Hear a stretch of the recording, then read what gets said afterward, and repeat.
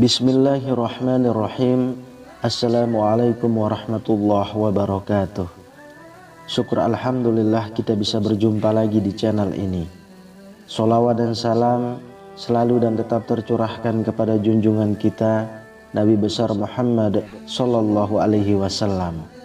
Allahumma sholli ala sayyidina Muhammad wa ala ali sayyidina Muhammad. Harapan dan doa saya semoga saudaraku semuanya selalu diberikan kesehatan, dilapangkan rezekinya, diampuni dosa-dosanya, dan dipanjangkan umurnya. Amin ya rabbal alamin. Sahabat beriman yang dirahmati Allah, salah satu sunnah sholat adalah membaca surat atau ayat Al-Quran usai membaca surat Al-Fatihah. Al-Quran sendiri terdiri dari 114 surat dan 6.000 lebih ayat. Jadi kita semuanya memiliki pilihan surat atau ayat yang melimpah untuk dibaca setelah membaca surat Al-Fatihah. Dan semua surat maupun ayat dalam Al-Quran boleh dibaca, mulai dari surat-surat pendek seperti yang ada pada juz 30. Ada pula yang gemar membaca potongan-potongan ayat dalam surat-surat yang panjang. Dan ada juga yang membaca surat atau ayat yang disesuaikan dengan situasi atau momen-momen tertentu. Misalnya adalah momen di bulan Ramadan, situasi saat dalam perjalanan, dan lain sebagainya. Lalu bagaimana dengan Rasulullah Shallallahu Alaihi Wasallam? Surat atau ayat apa yang sering dibaca Rasulullah saat sholat subuh? Dari Qutbah bin Malik, beliau pernah berkata, ia pernah sholat subuh bersama Nabi Shallallahu Alaihi Wasallam. Beliau pada rakaat pertama membaca ayat surat Qaf ayat 10. Hadis riwayat Muslim. Dari hadis tersebut bisa disimpulkan bahwa Rasulullah Shallallahu Alaihi Wasallam di rakaat pertama pada sholat subuh setelah membaca surat Al-Fatihah, beliau lalu melanjutkan membaca surat Qaf sampai ayat ke-10 saja, lalu dilanjutkan ruku dan seterusnya. Sahabat beriman yang dirahmati Allah, kenapa Rasulullah Shallallahu Alaihi Wasallam membaca surat Qaf pada rakaat pertama waktu sholat subuh? Apa keutamaannya? Isi surat Qaf ini intinya adalah untuk memperingatkan manusia tentang kejadian mereka dan mengingatkan tentang nikmat-nikmat yang diberikan kepada manusia.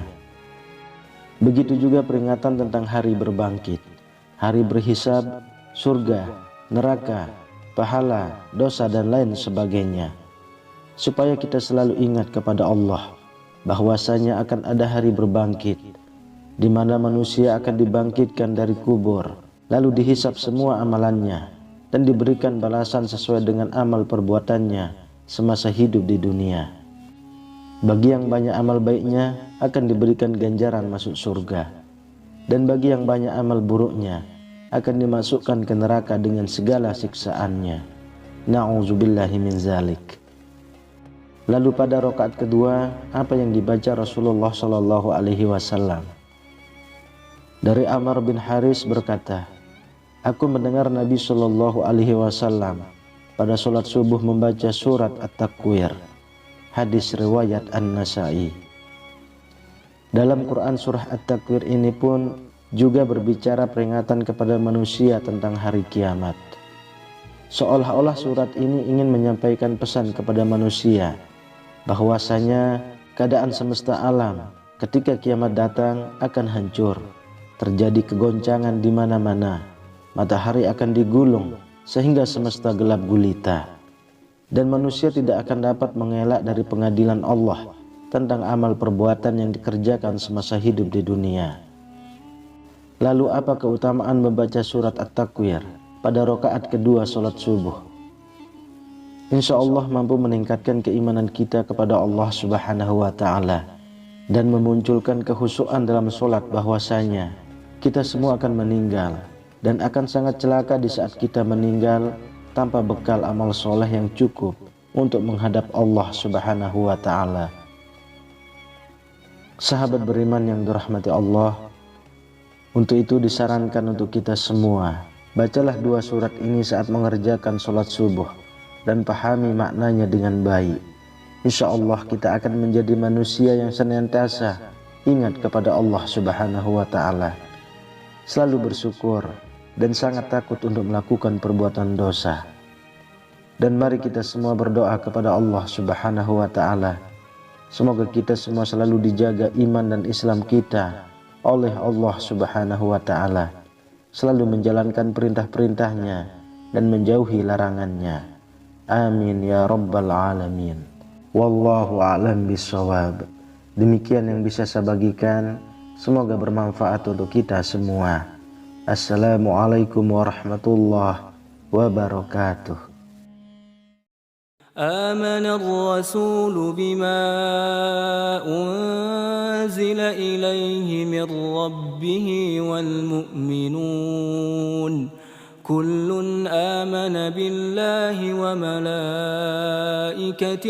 وكتبه ورسله لا نفرق بين أحد من رسله وقالوا سمعنا وأطعنا غفرانك ربنا وإليك المصير